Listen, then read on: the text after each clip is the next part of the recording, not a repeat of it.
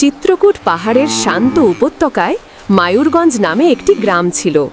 সেই গ্রামেরই এক প্রান্তে নদীর ধারে বাস করত অন্না নামের এক অনাথ তরুণী। পৃথিবী বলতে তার ছিল কেবল একটি খড়ের চালের কুটির, আর তার একমাত্র সঙ্গিনী একটি দুগ্ধবতী গাভী চাঁদিনী। অন্নার হৃদয় ছিল ভোরের প্রথম আলোর মতোই স্বচ্ছ ও নির্মল। মা বাবা গত হওয়ার পর এই চাঁদিনীই ছিল তার সব, তার বন্ধু, তার পরিবার এবং তার বেঁচে থাকার একমাত্র অবলম্বন।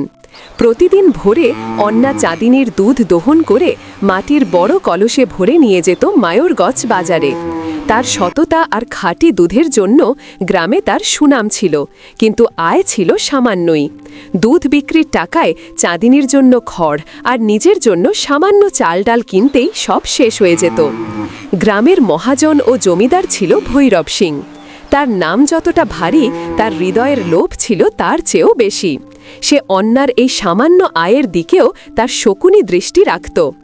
অন্নার একটি অভ্যাস কখনো বদলায়নি।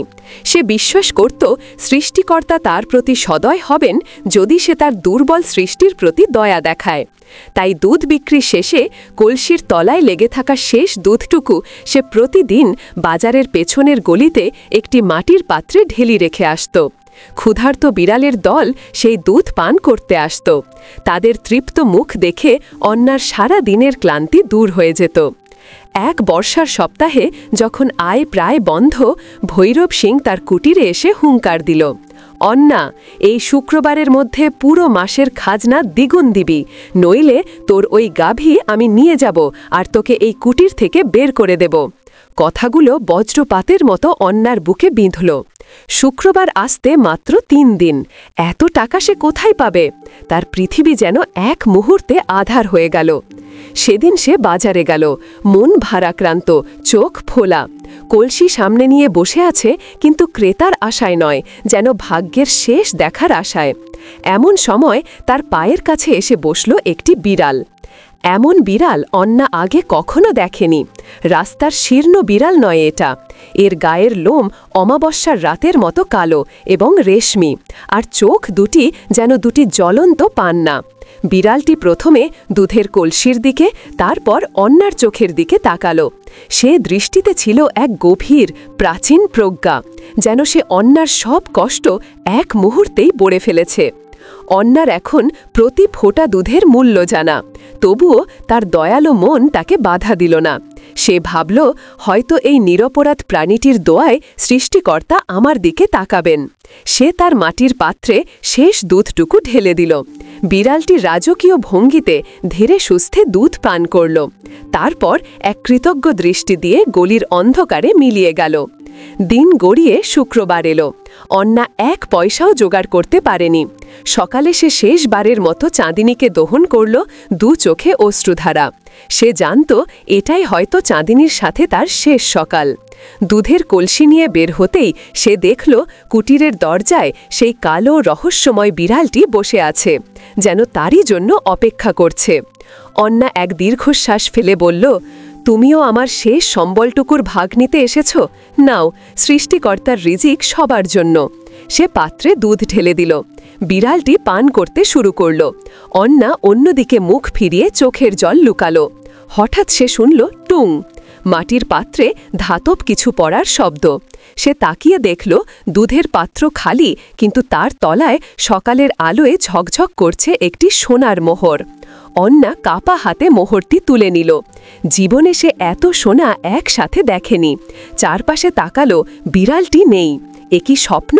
এই একটা মোহর ভৈরব সিংয়ের দাবির চেয়ে অনেক বেশি, কিন্তু এটা ছিল কেবল শুরু। পরদিন ভোরেও বিড়ালটি এলো। অন্না তাকে দুধ দিল। বিড়ালটি পান করে আরেকটি মোহর রেখে গেল। অন্নার জীবন বদলে যেতে শুরু করল। সে কুটির সারাই করল, চাঁদিনীর জন্য সেরা খড় কিনল। কিন্তু সে তার পুরনো অভ্যাস ভুলল না।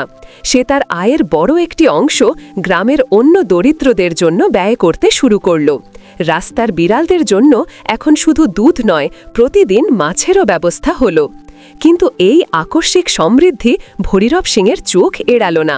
সে লক্ষ্য করছিল কিভাবে এই অনাথ মেয়েটি রাতারাতি ধনী হয়ে উঠছে। তার মনে সন্দেহ দানা বাঁধল। প্রথম মোচড়, ভৈরবের অতীত। ভৈরব রাগে গজরাতে লাগল। না, এটা হতে পারে না, সে আবার ফিরে এসেছে, আর সে কিনা ওই সামান্য মেয়েটিকে বেছে নিল। বহু বছর আগে ভৈরবের বাবাও একবার এই পান্না চোখো বিড়াল বাবার মৃত্যুর পর সে বহু খুঁজেছে সেই বিড়ালকে, কিন্তু লোভী হৃদয়ের ডাকে সে সাড়া দেয়নি। ভৈরব বুঝল এই সেই জাদুর বিড়াল। পরদিন ভোরের আগে ভৈরব সিং একটি লোহার খাঁচা আর মোটা জাল নিয়ে অন্যার কুটিরের পেছনে ঝোপের আড়ালে লুকালো। সে দেখল বিড়াল এলো, দুধ পান করল এবং যেতে যাওয়ার প্রস্তুত হল। ঠিক তখনই ভৈরব জাল ছুঁড়ে বিড়ালটিকে ধরে ফেলল এবং দ্রুত লোহার খাঁচায় বন্দি করে ফেলল।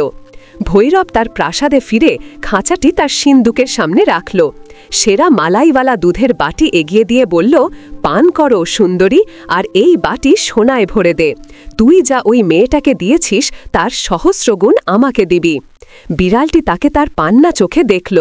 সেই দৃষ্টি এবার শীতল, ধারালো, দুধ শকুনও করল না। একদিন, দুদিন কেটে গেল। অন্না প্রতিদিন দুধ নিয়ে অপেক্ষা করে, কিন্তু তার রহস্যময় বন্ধু আর আসে না। তৃতীয় দিনে অন্নার কুটিরের সামনে মায়ূরগঞ্জের সমস্ত রাস্তার বিড়াল জড়ো হল। একটি বৃদ্ধ খোড়া বিড়াল এসে অন্নার কাপড়ে আঁচড় কাটল এবং ভৈরব সিংহের বাড়ির দিকে ইশারা করল। অন্না সব বুঝতে পারল। সে দৌড়ে গেল ভৈরবের প্রাসাদে। দেখল ভৈরব উন্মত্তের মতো খাঁচায় লাঠি দিয়ে বাড়ি মারছে। সোনা দে, নইলে আজ তোকে আমি মেরেই ফেলব। অন্না চিৎকার করে উঠল, থামুন, ওকে ছেড়ে দিন। ভৈরব তাকে দেখে অট্ট হাসি দিল। ওহ, তুইও এসেছিস, দেখ তোর সোনার খনি আজ আমার, শুধু ও মুখ খুলছে না। তখনই খাঁচার ভেতর থেকে বিড়ালটি প্রথমবার কথা বলল। মানুষের মতো গভীর গম্ভীর গলায় সে বলল, আমি তোকে সোনা দেব ভৈরব, তবে তোকে বেছে নিতে হবে। ভৈরব থমকে গেল। বিড়ালটি বলল, আমি তোকে এমন সম্পদ দেব যা তুই কল্পনাও করতে পারিসনি। তোর সামনে দুটি পথ, হয় তুই তোর এই সিন্দুকে রাখা সমস্ত সোনা রূপা নিবি, অথবা তুই এই দুধের বাটিটা নিবি। ভেবে বল কোনটা চাস। ভৈরব সিন্দুক আর দুধের বাটির দিকে তাকালো। তার লোভী মন ভাবল, সিন্দুক তো আমারই আছে, নিশ্চয়ই এই দুধের বাটিতে এমন কোনো জাদু আছে যা আমাকে আরও বেশি, আরও অসীম সম্পদ দেবে। এটার মূল্য নিশ্চয়ই সিন্দুকের চেয়ে বেশি। সে চিৎকার করে বলল, আমি দুধের বাটি চাই, আমার সিন্দুকের দরকার নেই। বিড়ালের পান্না চোখে এক অদ্ভুত আলো জ্বলে উঠল। সে বলল, তথাস্তু। খাঁচার দরজাটা নিজে থেকেই খুলে গেল। বিড়ালটি বেরিয়ে এসে দুধের বাটি থেকে এক ফোঁটা দুধ তার থাবায় নিল এবং ভৈরবের কপালে একটি তিলক এঁকে দিল। পর মুহূর্তেই এক অদ্ভুত ঘটনা ঘটল।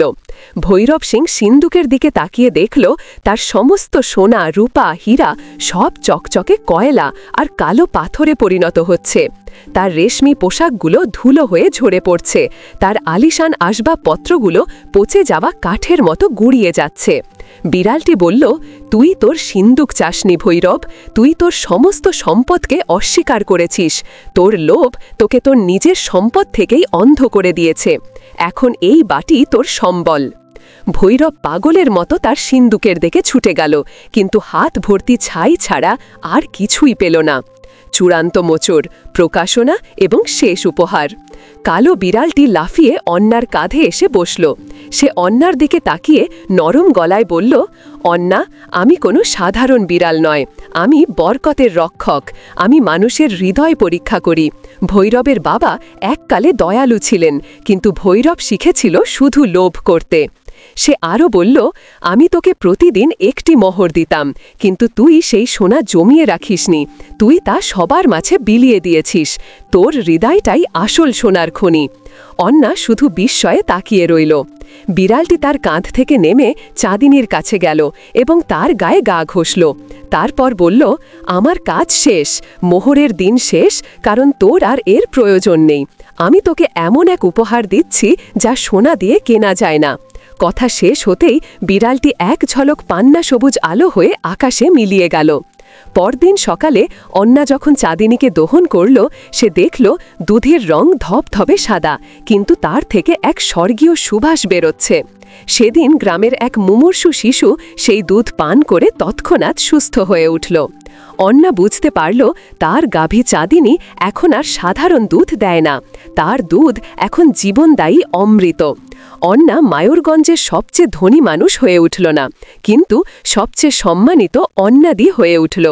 তার কুটিরটি এক আরোগ্য নিকেতনে পরিণত হল, যেখানে দূর দূরান্ত থেকে মানুষ আসত শুধু চাঁদিনীর এক ফোঁটা নিরাময় দুধের আশায়। আর ভৈরব সিং সে তার প্রাসাদের ধ্বংসস্তূপের মাঝে একটি মাটির বাটি হাতে ভিখারি হয়ে বসে রইল, এক জীবন্ত উদাহরণ হয়ে রইল যে অতৃপ্ত লোভ কিভাবে উজ্জ্বলতম সম্পদকেও ছাইয়ে পরিণত করতে পারে।